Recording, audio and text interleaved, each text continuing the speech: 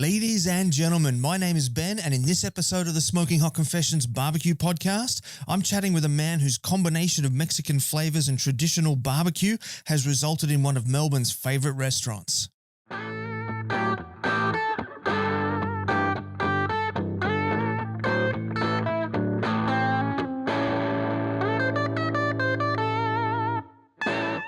Hey family, I hope you're well wherever you are and you got that thin blue smoke rolling. This is episode 125 of the Smoking Hot Confessions Barbecue Podcast.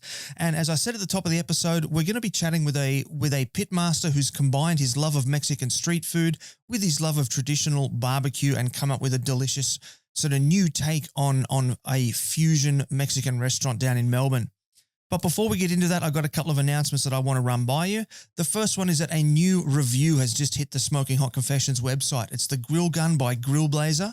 It's a hell of a lot of fun. I had a great time shooting the videos. So you'll find the full review on the site there. There's a recipe attached to it. We did some flamethrower buffalo wings, which were just amazing. If you do decide to get one for yourself, head to grillblazer.com. Use the code word confessions for a 10% discount and make sure that you grab the extra shipping option just to sort of expedite the process of importing one of them into Australia. It is a great bit of gear and a lot of fun.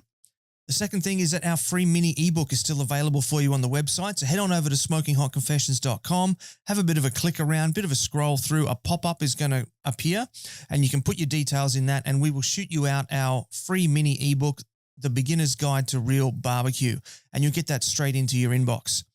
And finally, if you're watching this video on Facebook, make sure you give us a like and a share. If you're watching on YouTube, subscribe, hit the notification bell and give us a thumbs up. If you're watching on IGTV, give us that cute little heart and a follow. And if you're listening in on a podcast app, check it out and see if you can do a 5-star rating and review for us, particularly if you're on Apple, because they are super important for driving the show up the charts and letting Apple know that they should show Smoking Hot Confessions to more people. So that would really help us out. Now, in today's episode, as I said, we are speaking to a man who, along with his wife Miroslawa, have combined Mexican flavors with traditional barbecue to create a popular restaurant with a very loyal following. So, of course, we're speaking to Michael Coates from Mexican Street Food. So without further ado, let's bring Michael in here.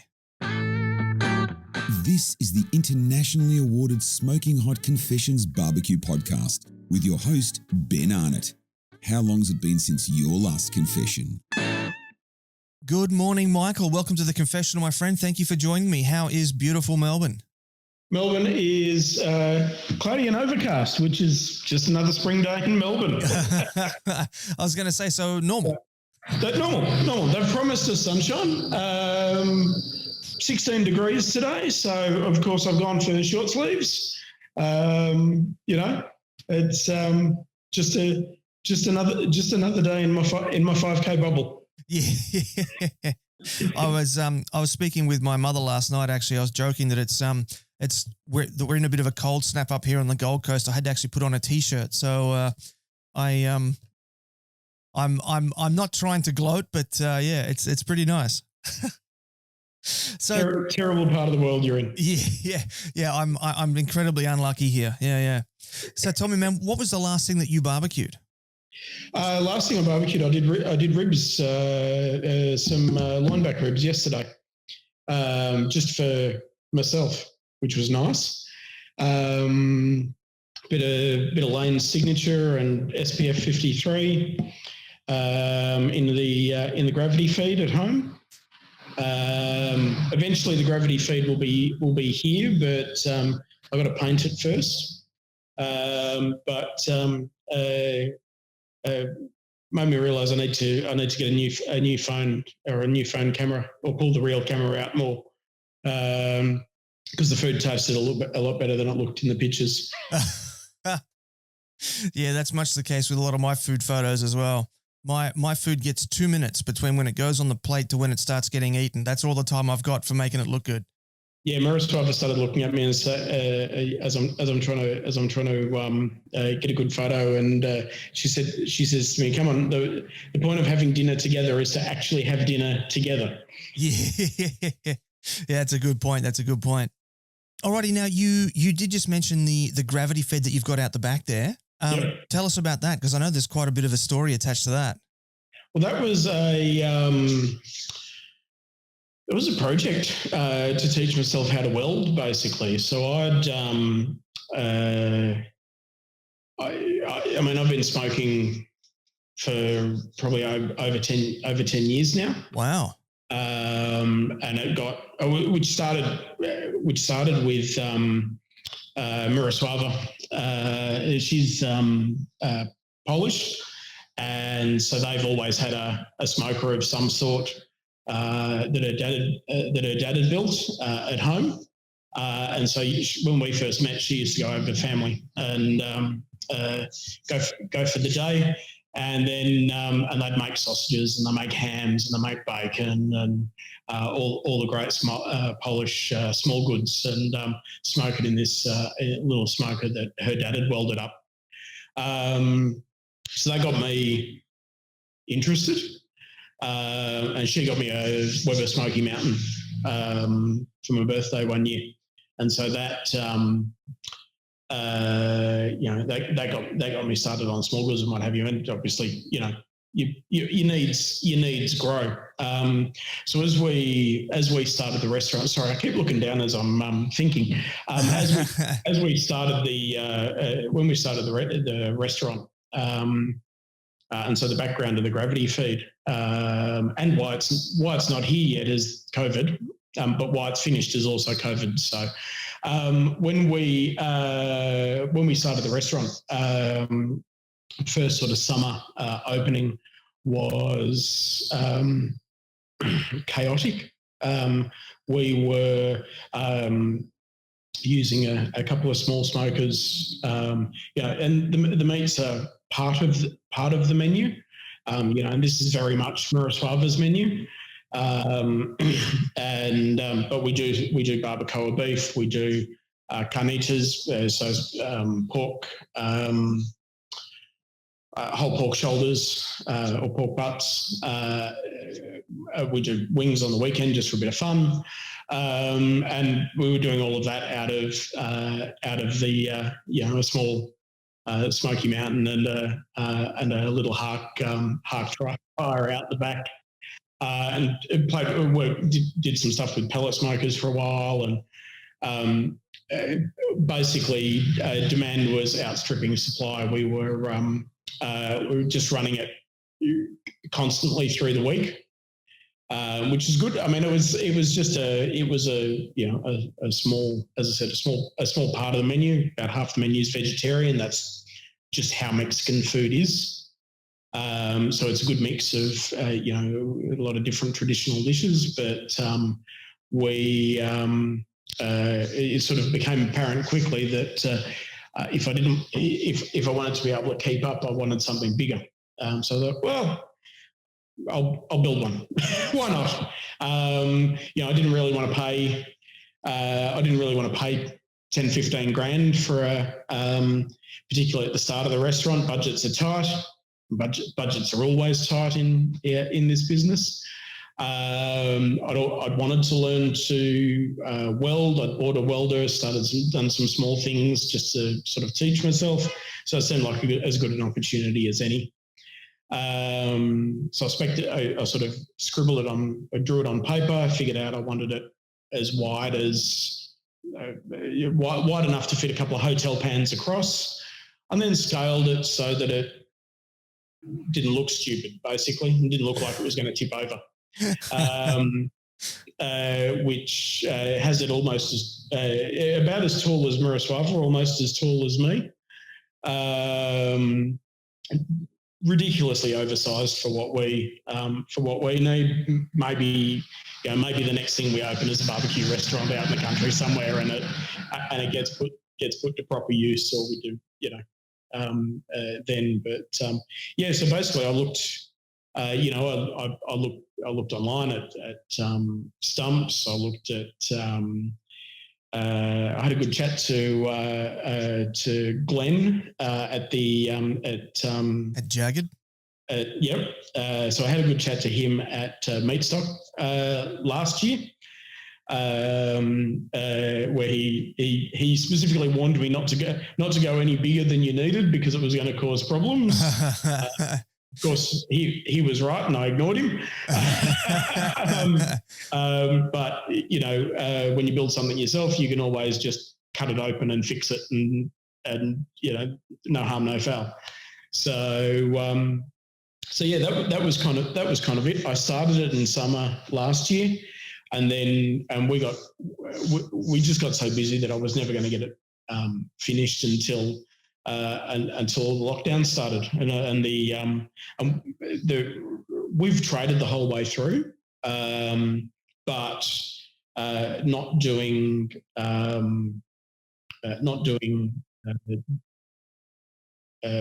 dine in means my job front of house overnight is a lot easier, and so I've had more time to do some of these other things, get some projects done. Yeah, right. Now we're going to get into the restaurant in just a little bit of time, but you also have a really interesting cold smokehouse in the backyard as well.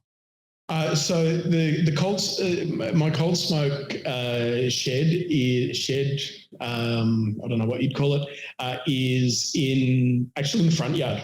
It's in the front yard, is it? It's in the front yard, which really awesome. Which really had the neighbours talking. They wondered, is he building a shed? Is he building a birdhouse? Because they could see the top of it sticking out over the top of the fence. Has he put an outdoor dunny in his front yard? What the hell is going on? So the smokehouse was.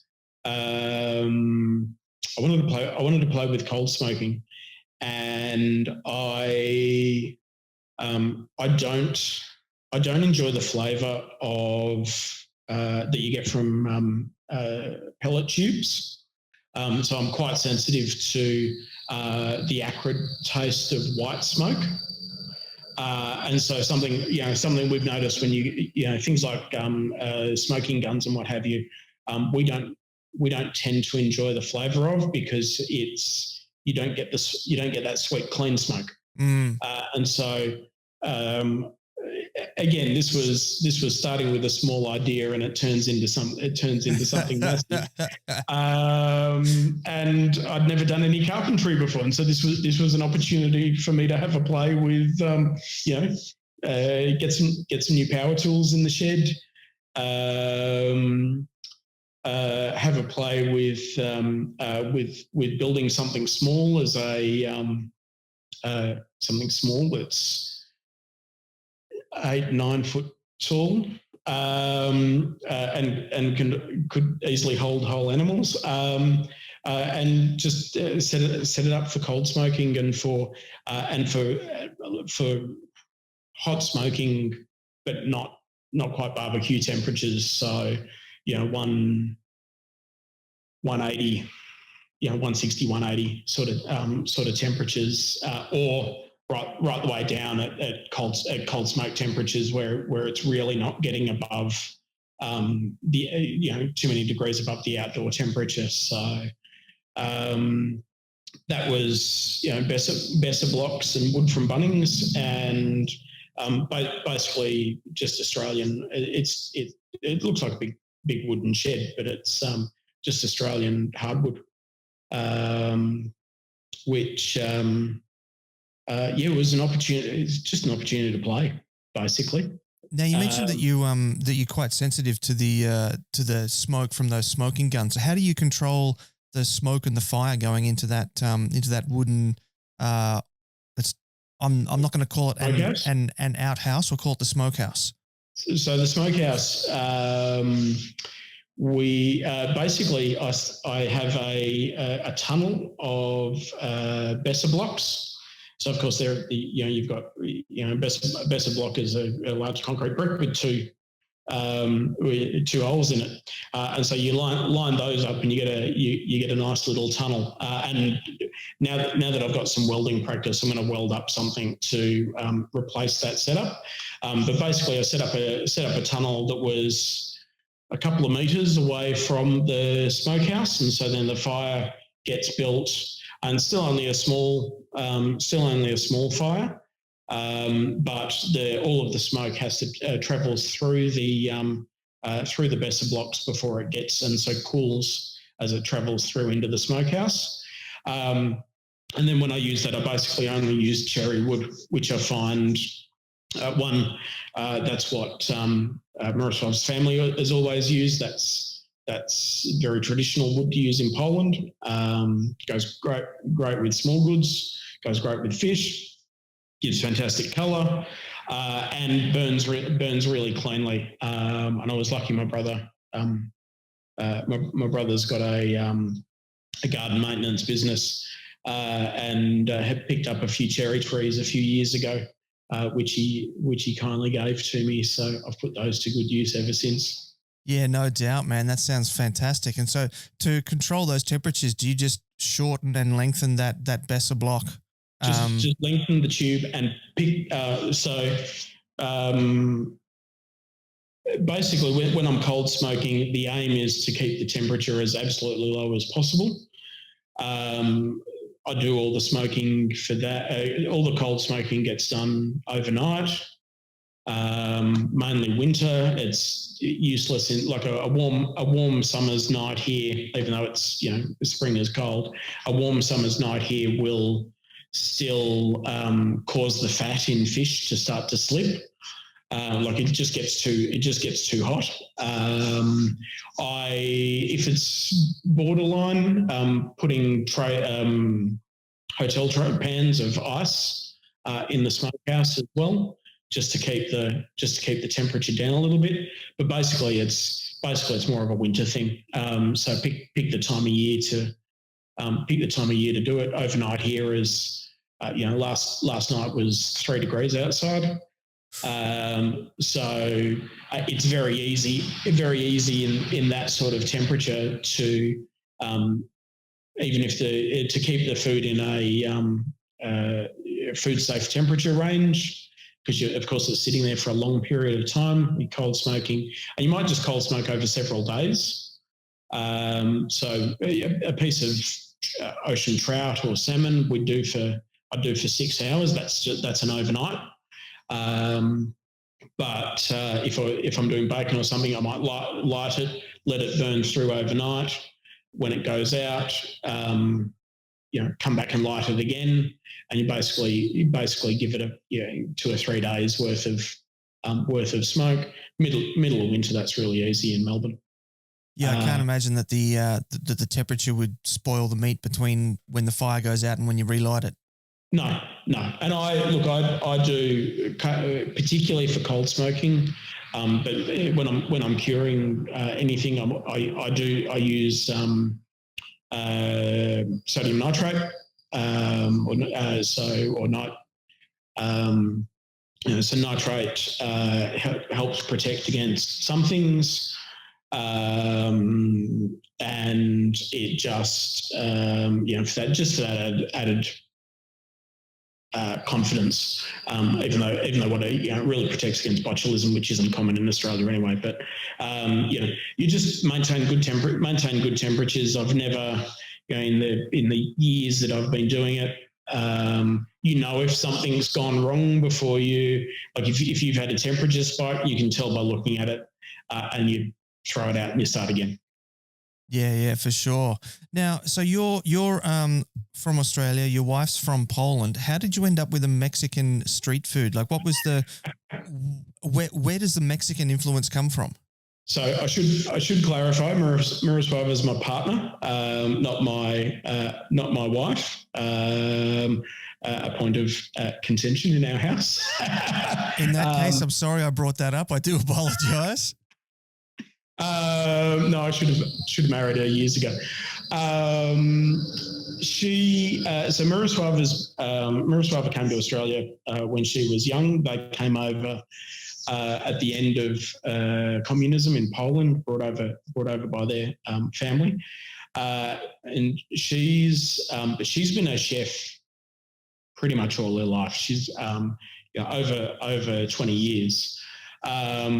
I come from an IT background. I'm not I don't come from hospo at all. I come from 20 years in IT consulting, and there's no way I would have opened a cafe or a restaurant.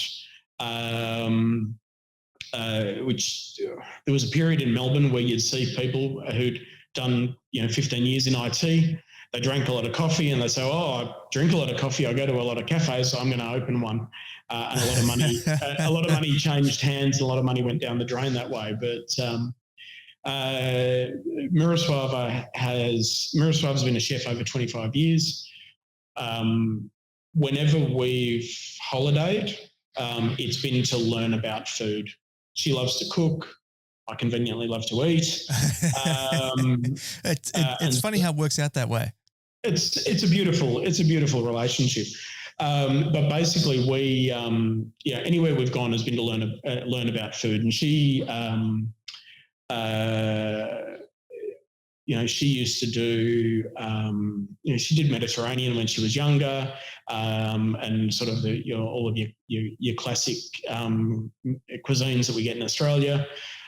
She used to cook a lot of Thai. She worked with a Thai chef for a couple of years. Used to make all her sauces from scratch. Did Thai for quite a while, and actually used to get customers would ask front of house to thank the chef, and she'd walk out and they'd say, "Oh no, we wanted to thank the Thai chef." Oh, well, no, this is the woman that cooked the Thai food. Miroslawa has always been very passionate about doing the food justice, not trying to not trying to Australianize it or Westernise it. There's so much great flavour, so many unique dishes, and so many things that we never saw growing up here in Australia, that we really, I think Australians, when we go overseas, we get this exposure to, amazing food. And so we've been through Thailand, we've been through Vietnam, we've been through Europe, and how we ended up at Mexican is we took a trip to Mexico, and so some of the photos behind me are we've got just along the walls in the restaurant photos from our trip through Mexico. And basically, we learned very quickly that we'd never had Mexican before. We'd had a lot of things that were called Mexican, but we'd never actually eaten Mexican food. And it was bright, it was fresh. You got great meals on every street corner. The first taco we had was out of a foil-lined shopping trolley in Mexico City, and business people in suits are lined up next to this woman. And in this shopping trolley, she's got tea towels and towels keeping everything warm, and she's got the tortillas. So she pulls out the tortillas, and then she's got insulated pots that have got. She had a stew in it, and it was a stew of nopale, or cactus petals, prickly pear petals. Wow! And it was delicious, and it didn't matter where you stopped. Every street corner there was something else, and it was all good to eat. And they were flavours that we just hadn't seen here, or we hadn't seen versions that weren't Westernized in some way. And so that was, we traveled through Mexico City, Puebla, Oaxaca, spent a bit of time in and around Oaxaca City. And Oaxaca as a state is known as the food bowl of Mexico, also home of mezcal. Just incidentally, and fantastic coffee as well. I had some of the best coffee I'd ever had in my life out of in the market, the central market in Oaxaca. There was a family that sold chocolate and coffee. The coffee was grown 5 hours south of where we were.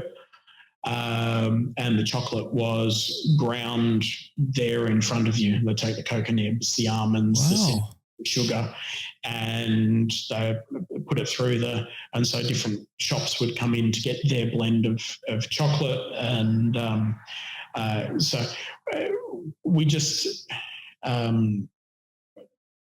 sorry, I get excited about Oaxaca.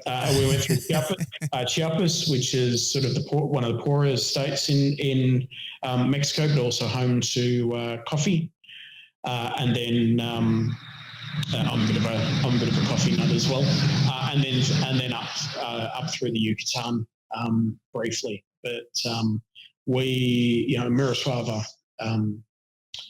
We're actually supposed to be back there in August this year, which didn't quite work out, 2020 being what it is. But Miroslawa was really looking forward to going back and visiting some of the people that we'd met through there. There was a stall that we were eating at regularly while we were in Oaxaca City, where Miroslawa actually asked the women there, can I come and spend the day with you just learning what goes into everything?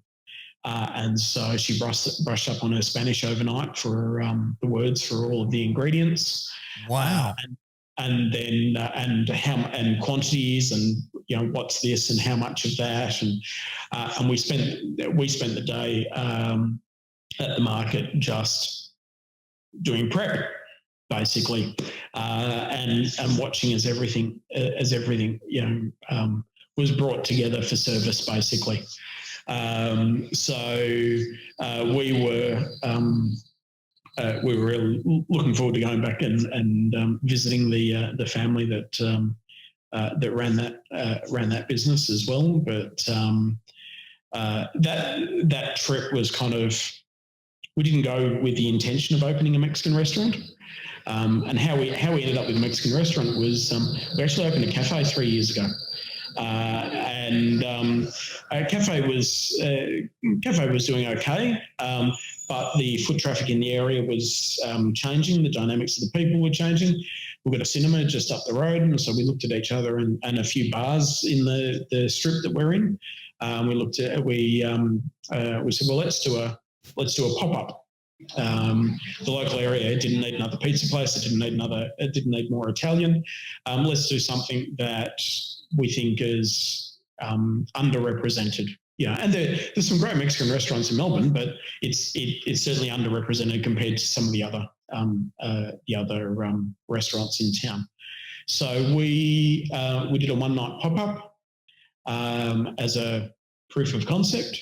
It was our best day of the week by quite a substantial margin. And we looked at each other at the end of the night and said, well, decision made. And so we 2 weeks later, we closed the cafe, and a week after that, reopened as a Mexican restaurant, doing some of the more traditional, doing some familiar dishes, but also but trying to stick to more traditional recipes for those familiar dishes, and then also doing dishes that no one's really sees in Melbourne or hadn't seen before, and things that make our Mexican customers feel like they're home. And so that's we've ended up with a good a good support of some of our local Mexican families, and they're our benchmark for are we getting this right? Does this taste like home for them? Does this remind them of something?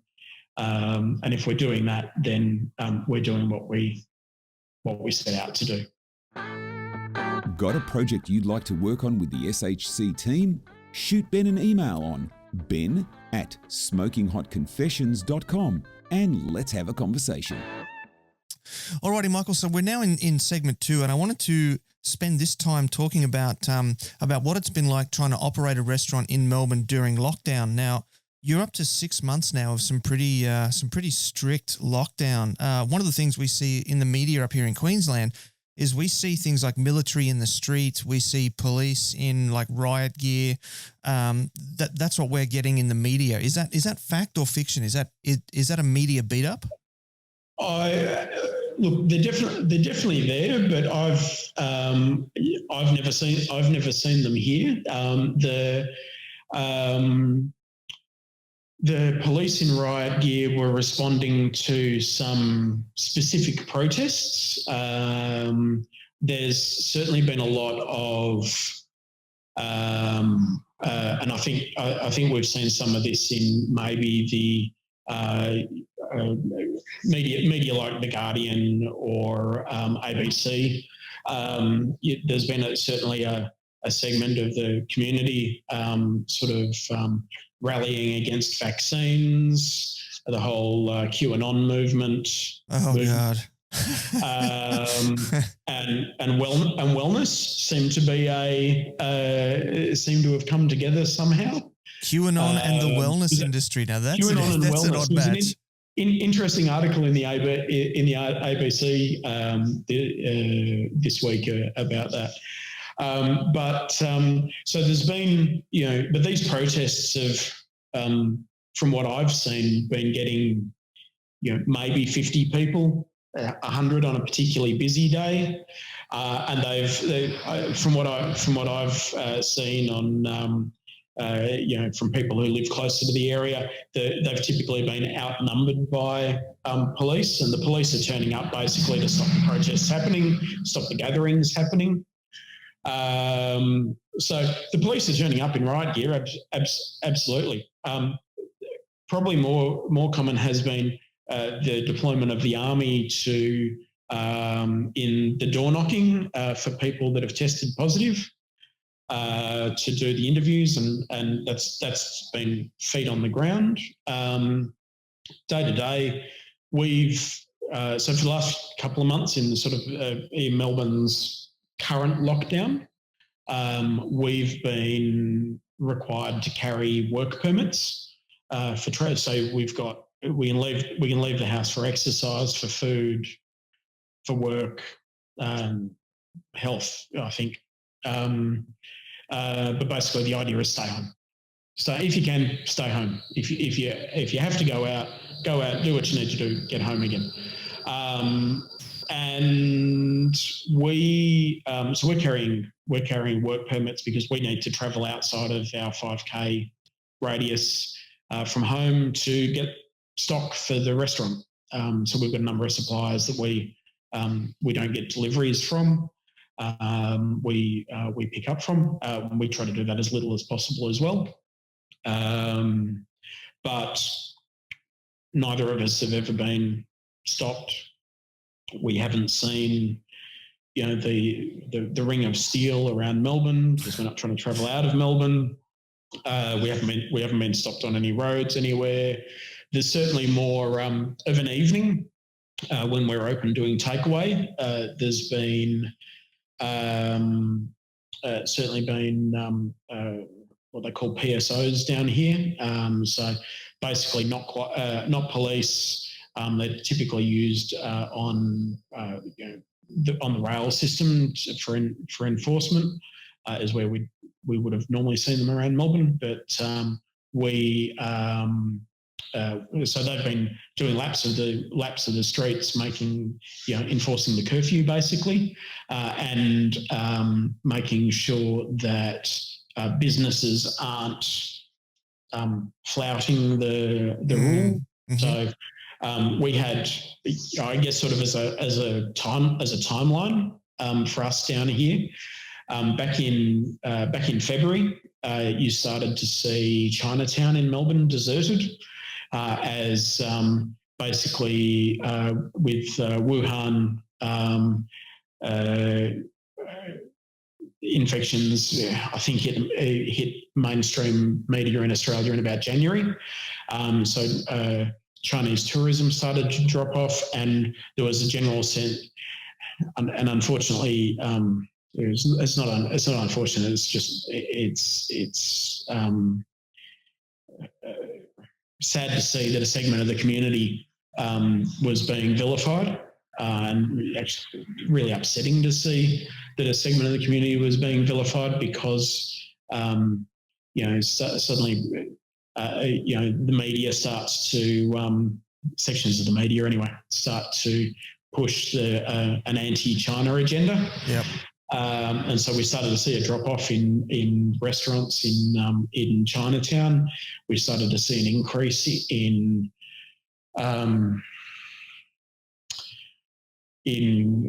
Chinese people and Asian people in general starting to be abused on the streets, which is just so not Melbourne. Just really, I went to my high school. 2/3 of my high school were Vietnamese and Cambodian refugees. It's really upsetting to see old friends getting treated like this. So that was sort of February, and then in March, I think probably everyone in the restaurant industry remembers the week leading up, and then the weekend where they started to introduce some density restrictions. So we were announcements were happening. News wasn't really being details weren't being published well. A lot of the restaurateurs and bar owners sort of having town meetings on the street as to, okay, what does today's announcement mean about what I'm allowed to do? So we went down to 1 person per 4 square metres. That lasted for us 2 days. And then over that weekend, it was a really sunny day in Sydney and Bondi Beach was packed. And I remember seeing the photos of that. That was outrageous. And so in sort of early March, Bondi Beach was packed, and the Prime Minister came out and said, "Well, you can't have nice things," and that was basically it. Everyone had ignored the social distancing recommendations, and so they became requirements. And so Hospo got closed for dine-in customers entirely. And so from March, we'd been trading takeaway. Takeaway only. We pivoted quickly to takeaway, got a website. We hadn't been a takeaway business. We'd been a dine-in only business. We've only got a very small kitchen here, and we physically don't have the space to have all of the plates you need out for service, as well as of all the boxes and packaging. It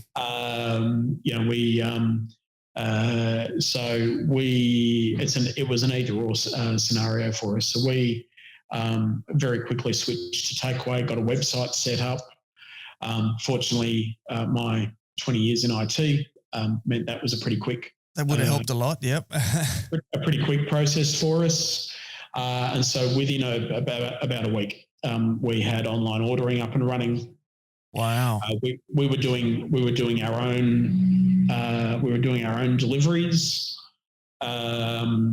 So Miroslawa was cooking the food and I'm running the food. We had to let our staff go. That would have been the hardest part, wouldn't it? My brother helped us out on weekends, and so first phone call I had to make was to my brother to say, I don't have any more shifts for you. And our other staff are all locals, all locals in the area. So that was absolutely worse than any news about what was happening to us, and we didn't realise it was going to last for 6 months at that point in time. But having to phone people we'd only recently hired as well, and say, oh, look, I'm really sorry. We hope we're going to have shifts for you again soon, but until we know what this looks like, we just can't. Yeah. So we went into sort of takeaway mode that lasted until June. A lot of people don't realise what 1.5 metres actually looks like. So we had requirements of 1 person per 4 square metres and 1.5 metres between tables. And I don't know about your local chain supermarkets, but certainly ours, the marks on the floor as to where to stand are an awful lot closer than the 1.5 metres we were supposed to be keeping between everybody. So we set up our restaurant. We went from being able to seat over 50 people to being able to seat 22. Ouch. And that's so we'd lost 60% of our capacity. We'd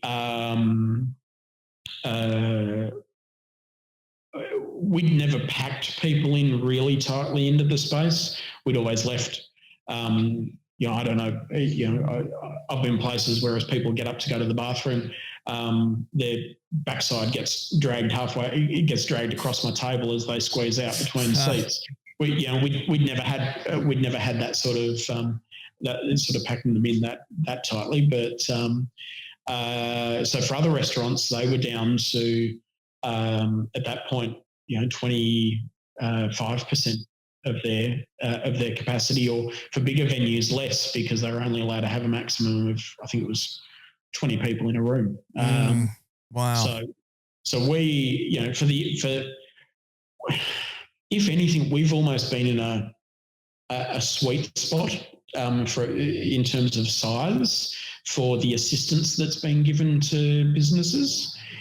If we'd been a larger restaurant with a much higher rent, the grants and what have you would barely have touched the sides of the rent, let alone other costs. And that's absolutely why a lot of the industry is up in arms and screaming.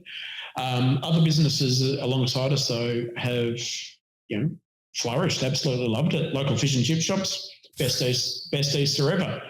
But your fish and chip shops in country Victoria, devastated, because that's, Christmas through Easter is their prime season. They've had bushfires and then no tourists. Yeah. So, that's been tough. But we got a month before we've gone back into this second, heavier set of restrictions. And funnily, the last night before the last 2 nights, when they'd announced that the restrictions were coming back in, were a couple of our busiest nights for the year. We went online quickly. We made some decisions about, a lot of restaurants have dramatically changed menus. You see fine dining in Melbourne doing fancy lasagnas and opening up shops, and just to keep something ticking through and keep the brand out there. Sort of a lot of the decisions we made along the way were about keeping everything going, keeping enough coming in the door, but also staying true to the brand that we'd tried to set up in the first place, and stay true to the concept that we'd set up in the first place, rather than, it would have been easy to start doing burrito bowls, because they travel well. You can hand them to someone on a scooter, and they'll look the same when they get to the destination. It would have been easy for us to go to a simpler menu and go back into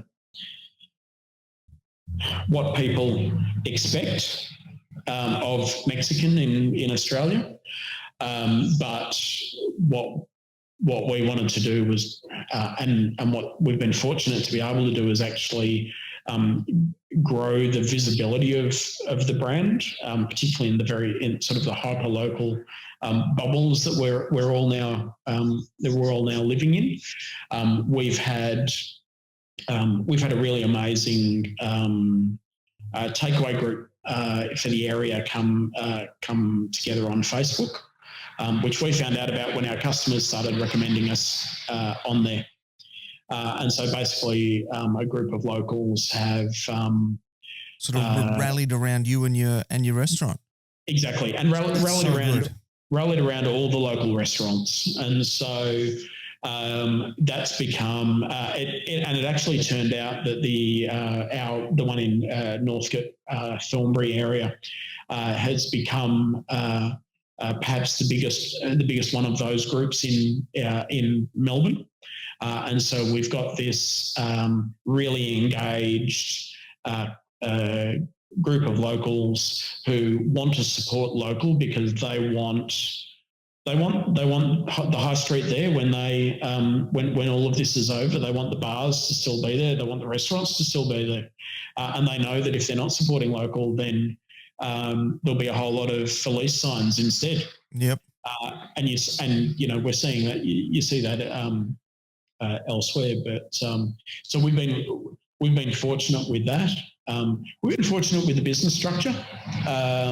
It's put us in the right position for the way the government grants have been and the government support has been structured.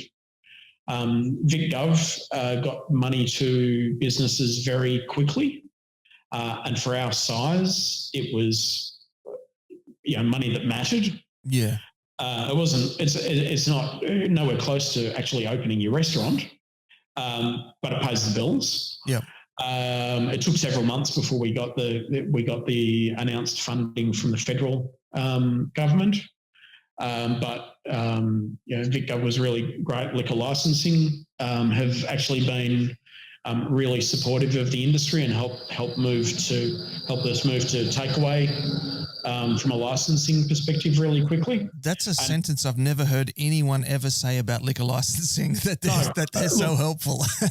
Liquor licensing was, I got in contact with them before the takeaways started to ask about getting a takeaway license, and they were already finalising a policy, and within a week they had sent out the application and they processed it within 2 days. Wow. To enable us to extend our license to doing takeaway. So no, I never thought I'd be praising liquor licensing for their responsiveness either. And so that's that was great for us. And in the early days, bars weren't allowed to open. You could only open if you had food.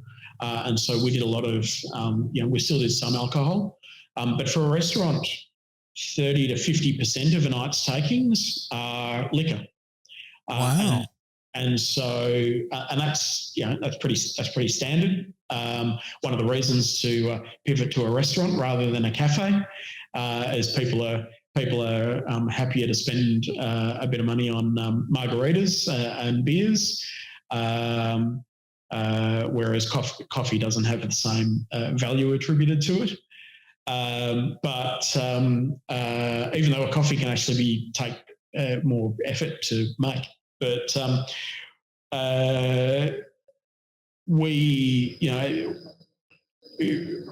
within a few weeks, of course, everyone stocked up at Dan's, and so a lot of the takeaway alcohol side dropped off pretty quickly as well. So we have nights like Friday and Saturday night. We might do as much food as we would do on a reasonable Friday night or a reasonable Saturday night, but without the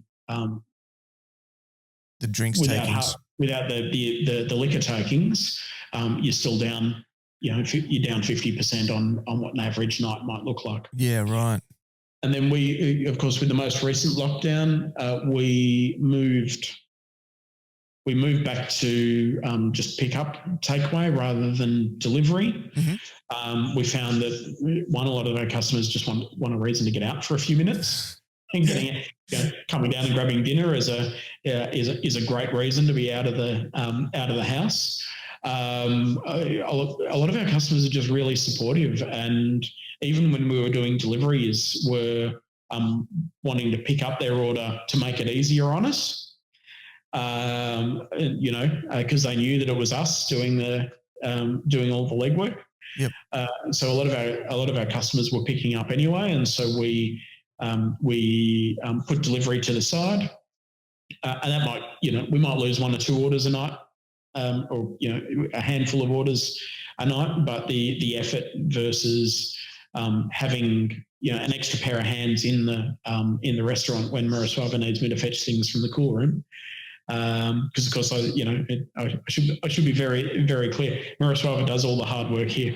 I'm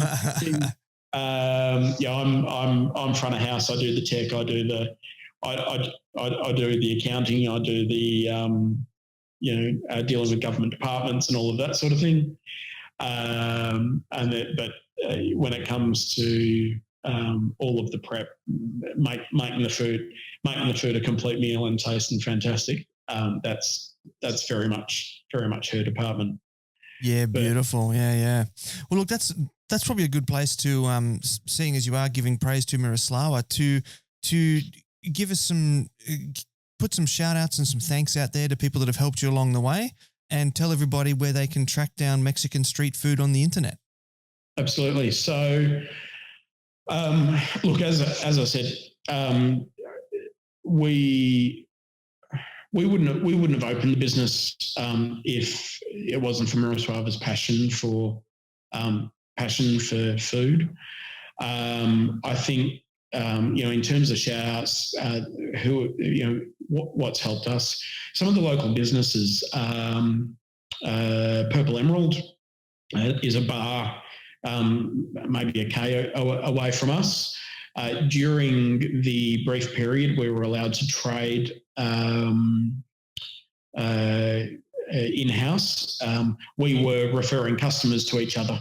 A lot of the businesses on the strip, the Northcote Bake Shop is very active and is one of the admins for this Facebook group, and that Facebook group, and just the local Northcote, Thornbury, Preston, Fairfield community have really pulled together for local businesses, and I think that's been that's really been the biggest help for us over the last 6 months.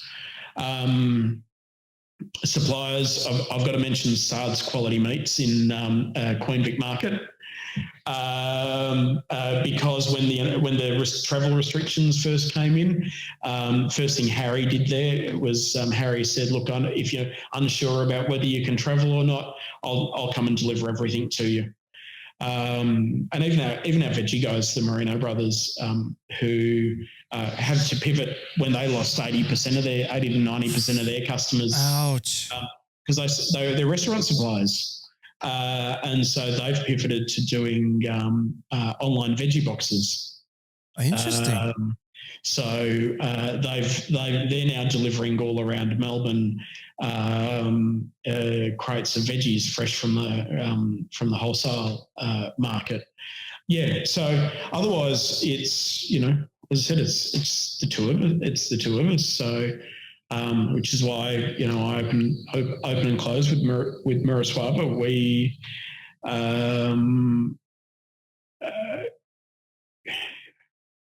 it's hard. You have some days through this where even though things are going okay, you have some days where the weight of the world is just on your shoulders, and you got to have a cry. You can't hold it in. It just gets too much, and you have to have each other.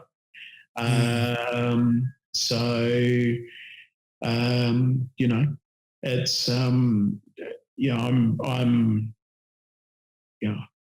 I'm exceptionally lucky. I get to do the fun stuff that I enjoy. I get to do the meats, and I love that. And I've personally had some extra time to do things like build smokers and what have you. Basically because I'm too slow on the knives. She can't watch me cut anything. But I'm just so proud of what she turns out of this kitchen every single day. So sorry. That's all right. No. So it's been it's been an interesting 6 months, and we're really looking forward to the restrictions easing off in a few weeks. So already starting the planning for the next stage of predominantly outdoor dining, we're told. Beautiful, man. That sounds like a great plan to have. Look, thanks very much for taking the time out to come on the show today. I realize that the Monday's your day off, so I appreciate you, sort of working and doing some PR with me, doing some marketing with me. I appreciate you spending that time. No, well, thanks very much for having me. It's you would know I like to talk. We like to be. We're pretty social creatures. You don't get in this game otherwise. Mexican street food in Northcote in Melbourne. Mexican street food Northcote.square.site. I was supposed to throw that in somewhere, wasn't I? That's all right. That's all good. Thanks. No, but thanks very much. It's I enjoy the podcast. I really enjoy the Friday night beers as well. Even if I'm wandering around while doing cleanup here, but they've been a really good reminder that it is easy to keep in touch with people as well, and just get a taste of the outside that we're so looking forward to. Yeah, well, listen, man, I'm going to say take care of yourself and take care of that lovely, hard-working partner of yours. Absolutely. And I look forward to seeing you again soon. Beauty. Thank you very, very much, mate. Have a great day. You too. And there you have it, family. That was Michael from Mexican Street Food. What an incredible story. First of all, not just about how he and his partner are blending Mexican cuisine with traditional barbecue flavors, but also what it's been like to run that restaurant that they've built from the ground up during such harsh times, and the way that they've adapted and they've evolved because of that. You can see the passion that they have there, and the emotions that have come up throughout this interview while we've been talking about what they do and how they do it. And I think that there's a lot of important takeaways for everybody in there who's down on the ground at ground level, in the restaurants, in the trenches. There's a lot of takeaways for you from this interview. So thanks very much to Michael for taking the time out to share that information with us. Now, just before we go, just a quick reminder, if you are watching on Facebook, give us a like and a share. If you're watching on YouTube, give us a thumbs up, a subscribe, and a little notification bell so you get notified every time we upload a new video. If you're watching on Instagram TV, give us the cute little love heart and a follow. And if you're listening on a podcast app, give us a rating and review, because that really helps us get the message out there. And Michael did mention the Friday beers. If you are interested in having a bit of a catch up, we do something in the Smoking Hot Confessions barbecue community on Facebook. We did it every Friday night during the first lockdown, and we're doing it it's a little bit ad hoc at the moment, but Michael's not the first person that's mentioned to me how important it's been. So we might look at reinstating that soon. We did one just last Friday. We might say next Friday we'll do another one. So we just catch up using Zoom, same as what we're doing here today, and just have a beer and a bit of a chat about what's going on. So if you'd like to be part of that, make sure you join the Smoking Hot Confessions barbecue community on Facebook, because that's where I drop the links to join there. And so that's all the time that we have for today. So until next time, take care of each other and keep on queuing. Thanks for listening to the Smoking Hot Confessions podcast. Head on over to smokinghotconfessions.com for recipes, tips, and Ben's own confessions.